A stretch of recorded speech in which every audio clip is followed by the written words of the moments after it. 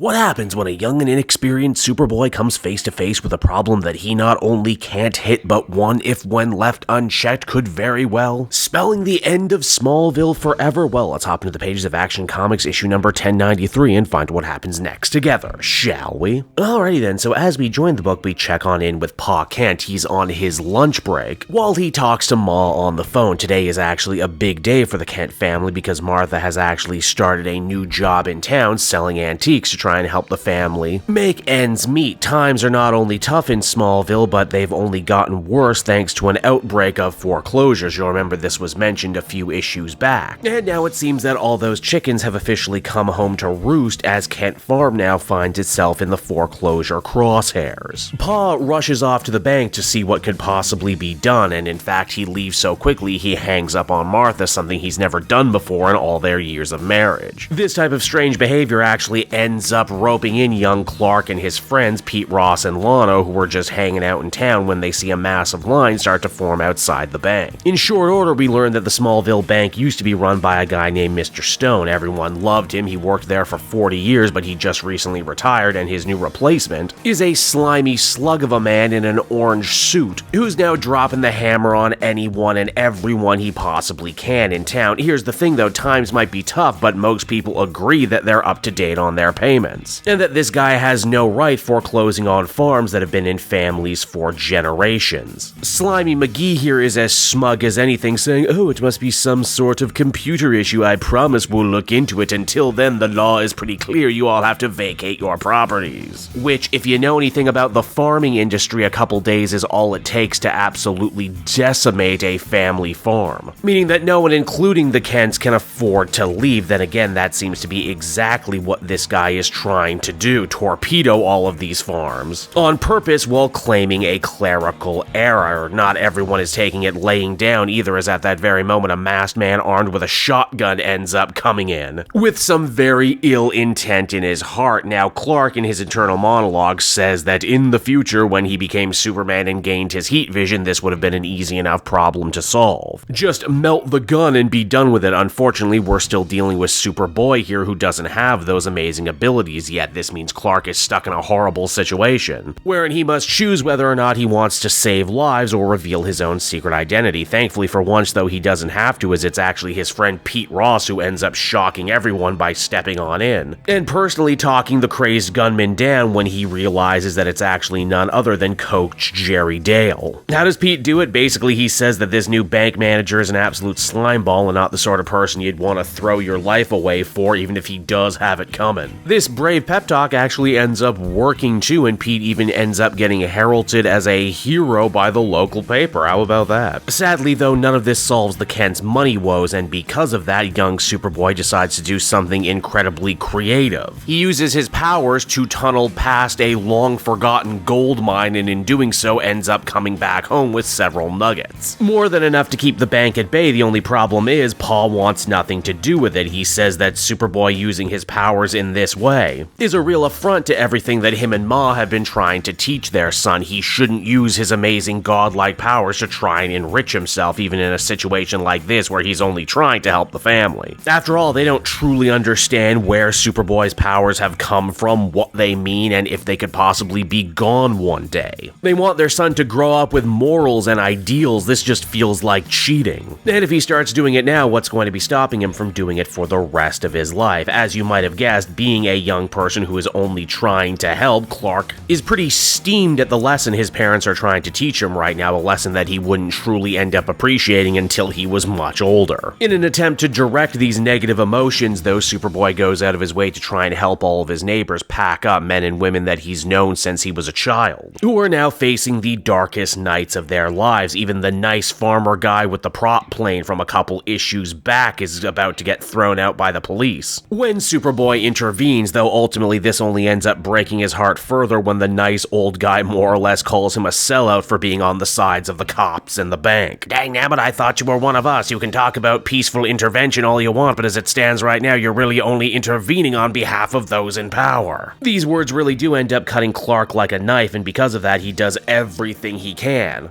To try and fix this problem, even going to Metropolis and going above the new bank manager's head, only to more or less be placated and put on the back burner. When that fails, young Superboy decides the next best thing to do would be to try and appeal to this new bank manager personally. He's only in his office for a little bit when he uses his X-ray vision to read the man's files. He knows it's wrong, but he needs to find a smoking gun, and only after a little looking does he end up finding exactly what he was looking for. Yes, this guy is corrupt, and yes, this is part of a much bigger conspiracy. The big moral conundrum after that, of course, becomes what the hell is Superboy going to do about it? He can't just steal the files. Anything he takes would be inadmissible. He can't threaten the bank manager because he looks like a bully, and there's a good chance that this guy would scrub all evidence if he felt his back was against the wall. So instead, Superboy decides to go for one hell of a Hail Mary play, very publicly calling out the bank manager in front of the entire town for his corruption. You see, this dude planned to foreclose on all of the local Smallville farms so he could sell the land out from under the owners to Stag Industries. Yeah, the guys who make Metamorpho, how about that? Clark found documents that this guy signed 5 months ago, confirming his big percentage payout. He couldn't do anything about it, but when the bank manager's boss ends up coming to town anyway, catching him red-handed with the files, she has no choice but to fire him and freeze all the foreclosures until due diligence can be done. Not exactly because she's a good person or anything, but only because the bad PR from this would look really bad on her in the light of day. Hell, she might very well have just been jealous that this guy was going to get such a huge payout and then run to a country without any extradition. Still though, it is a happy occasion and a win. Superboy saved the farm, and he did so without compromising his morals. Well, not really. Pa Kent still wants this to be a teachable moment and asks his son, had it come down to it, would he have been willing to steal the files? It would, after all, have been a big decision with very big repercussions, and Jonathan wants to make sure that his son would have made the right choice regardless. Because Lord only knows there may come a time soon enough when poor Superboy gets himself backed into a situation that he cannot so easily escape with his integrity intact. In fact, as the comic comes to a close, we smash cut over to General Lane's people who are working on a brand new costume for something called Project Super Soldier. And so that was Action Comics issue number 1093, everybody, and I gotta say, during the previous issue, I wasn't sure if I was going to be keeping up with this series. I thought it had kind of peaked and that it was all going to be downhill from here. Thankfully, though, I was wrong on several accounts. Mark Waid actually managed to turn around and deliver probably one of the best one-and-done issues I've read this year, and easily a high point for this series. After all, my favorite type of Superman stories are situations where the Man of Steel can't simply punch his way out of the problem, where he needs to be smart, but also remind people why he is Superman, not just because of his amazing powers, not just because he's bulletproof, but because he is such a good man. And what better way to do that than by having Superman take on some of the real world's most dastardly villains, the Bank. Furthermore, this week we learned the exciting news that this newer version of Superboy under Mark Waid is not only not going anywhere, but actually his role is going to be expanding into the brand new Reign of the Superboy event. A big mega story that's going to be taking over all the Superman titles and celebrating the importance of Superboy's past, present, and future, which is definitely something I am on board for. Overall, I would give this one an 8 out of 10. This one was surprisingly really solid, and I liked it a lot.